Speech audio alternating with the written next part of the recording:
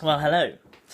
Last time I spoke to you guys, I was at an airport about to go into self-imprisonment in London to work on my sacredsexualawakening.com website, which I spent 3 weeks inside my room working on it, so I've done it. Check it out, link below. I've also spent the last 3 weeks just basically being a part of the conscious sexuality movement. Did a workshop with Shawnee Love, one of the Sex Workers of the Year 2015. He's got an award and everything. He's amazing. Highly recommend him. And did a workshop with the founder of the Yonversity, Laura Doe. Check her out. All links below. And in Bed With Bev. Check her out as well. She's one of my... Yeah, these are all my Tantra idols. I'm about to fly out to New York. My life is all about abundance and flow. I never know where I'm going to be now. So I'm going to fly out to New York to study with Barbara Krella and an Urban Tantra retreat, Urban Tantra professional practice course. And then I'm going to go to LA to hang out with my celebrity best mate, who I can't say who it is, but he's a fan of the unicorns, and we're going to have a mandate. My life is literally ridiculous. Since launching this, I have managed to... have interviews with Talk Radio, which I'm going to have pretty soon, and Ann Summers, and modelling agency. So I must be doing something right, even though what I seem to do is a little bit ridiculous, but people seem to like it, and it gains a lot of interest. So yeah, I'm about to board a flight. My bag is packed, ready to go, and yeah, I have no idea what's going to happen. I'll keep you all informed. Toodles. sacredsexualawakening.com.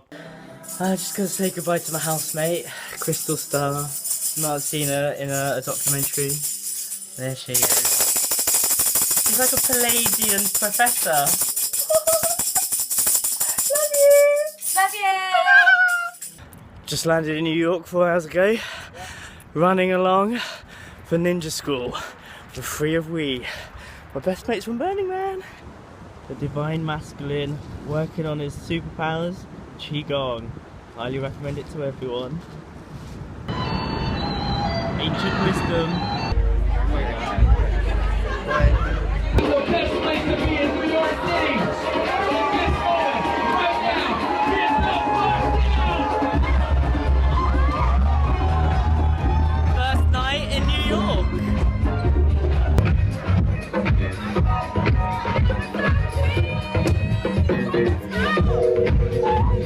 So, Chap, Yes. as a early student, just starting off, I'd love to get a sense of just some initial simple practices I can begin to start with on my first steps in Tantra. Excellent.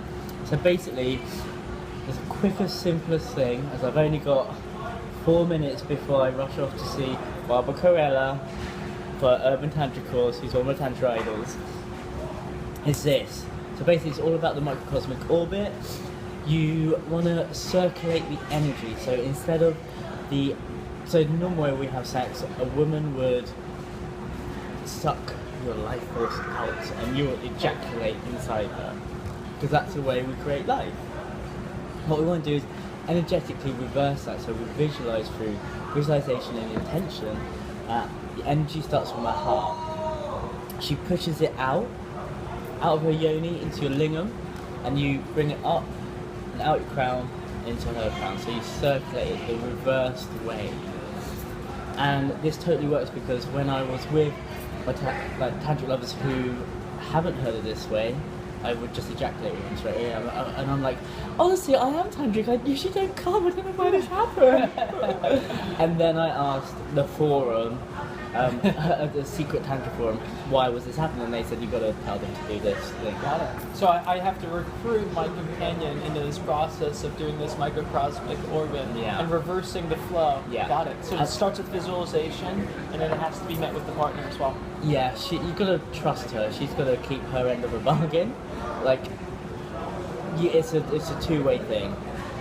So you both visualize. So I would ask you to start off by just eye gazing and visualizing, sinking breath, and then make love. But the key thing to this is being a tantric man is you need to slow it down. Okay. A lot. Instead of like you want to go. And so when you're about to reach that orgasm, You want to breathe even deeper, slowing it down. So go to all the way down to 40% rather than 100%. 40%. Okay. Yeah. So slow everything down, relax everything, no tightness anywhere. Just relaxed, flow. So removing that edginess. Yeah.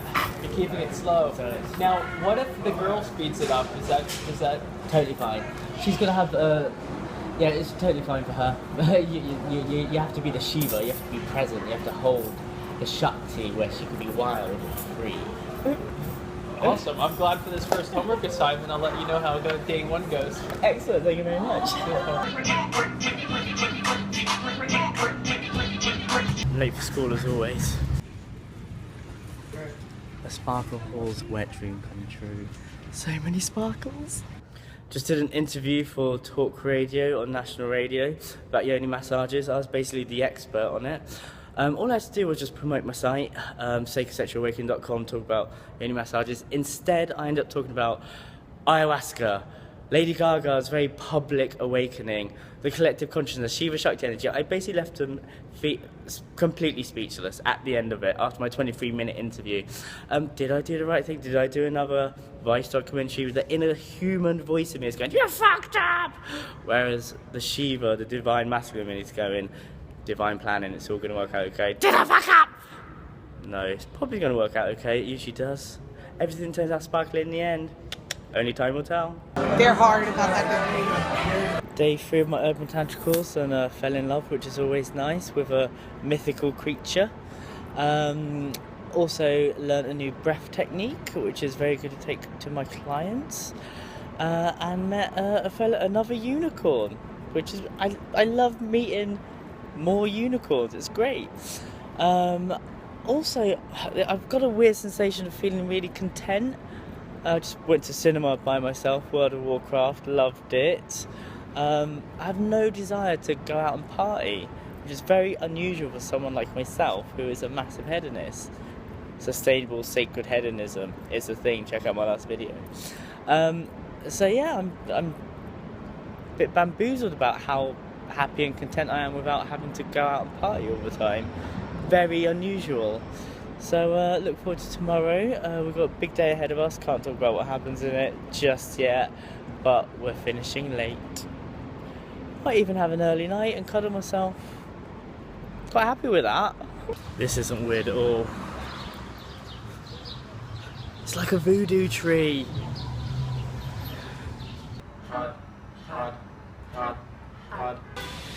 It's day 5 of my urban tantra professional training. And yesterday was quite a powerful day. Barbara Carella, she loves combining people of all genders together. That's her jam. From, non-binary people, trans people, straight, gay, lesbian, everything. That's what she loves. And we have an eclectic class, such as I've never seen before. But what she's been trying to do is getting people of Americans love an acronym, POCs together, people of colour. So basically we had a big meeting, a fishbowl meeting, where all the people of colour got together, and we talked about how we've struggled in this predominantly middle class white spiritual tantric community, and how we've all overcome them or still facing struggles and stuff like that. I've been in a very fortunate position where no one sees my colour. People see this more than my colour, my personality. So I've only suffered racism when I was like 8, and also the drunk people that used to come to my dad's restaurant, which was very minimal when I was a lot younger in the 90s. Apart from that, I've flourished because I'm a little bit weird. I'm a fucking unicorn. So and before that I was just a break dancer and just wild. So yeah, I was in a very unique position where I had not suffered racism or been judged for my colour, because I just look so goddamn sexy these days. I was the ugly struggling kid, by the way, when I was little. It wasn't always like this. My nickname was Teethy, in fact, because I had such bad teeth, and I never snogged a girl until I was 16. So that's another story.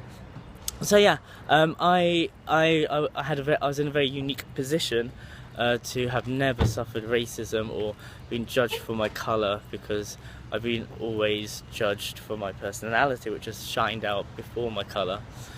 Yeah, so, and yesterday we had a really amazing, powerful, conscious, heartfelt BDSM rope workshop as well, which I've never done before, because I'm not a sex person, but I am now. So yeah, that was really fascinating. So now is almost the second to last day where we're going to do the puja. So let's see what today holds for us. Penelope Jones, I need to buy one of these, best ring ever. Now there's a woman I'd like to give a sacred sexual awakening session. I'm out of class by only a bit of sightseeing. Last time I was here, it was 2008. I was with my best mate in the world. We used to break dance together. Found out that he slept with my my girlfriend at the time. Oh, old patterns of my old life. Fifth day today, and we've mainly talked about business legalities and burning questions. My burning question was, what the fuck is spirit?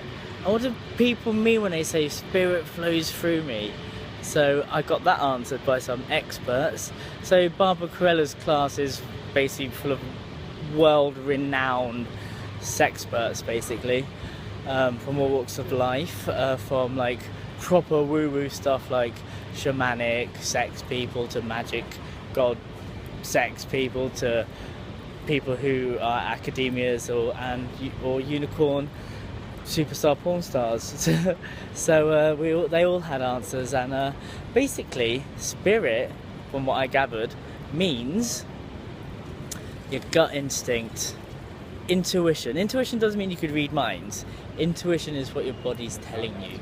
So when someone says spirit flows through me, or I'm just gonna tap into spirit, or now I know what it means. It's basically just yourself.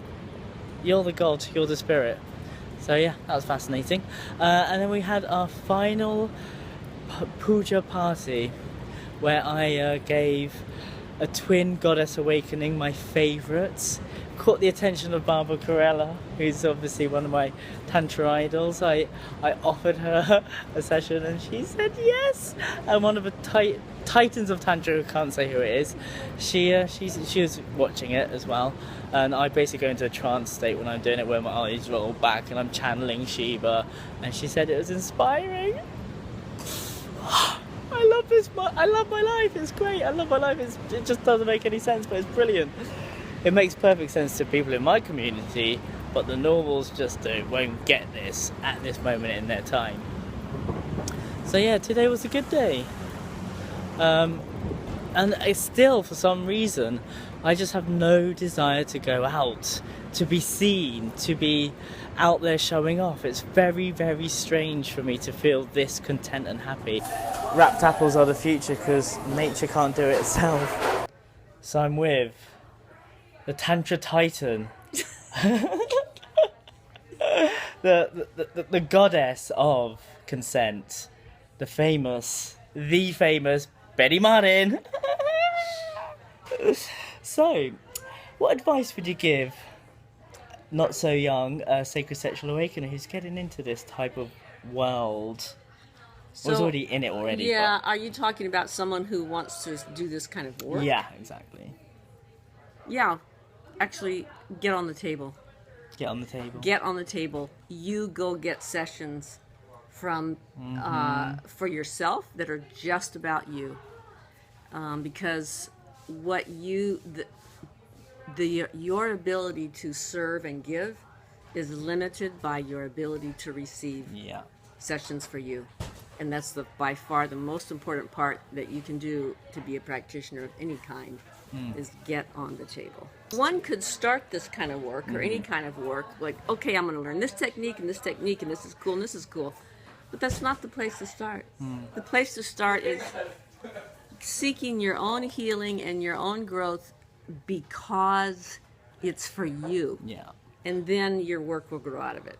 A friend of mine once used the phrase, the dealers become the healers.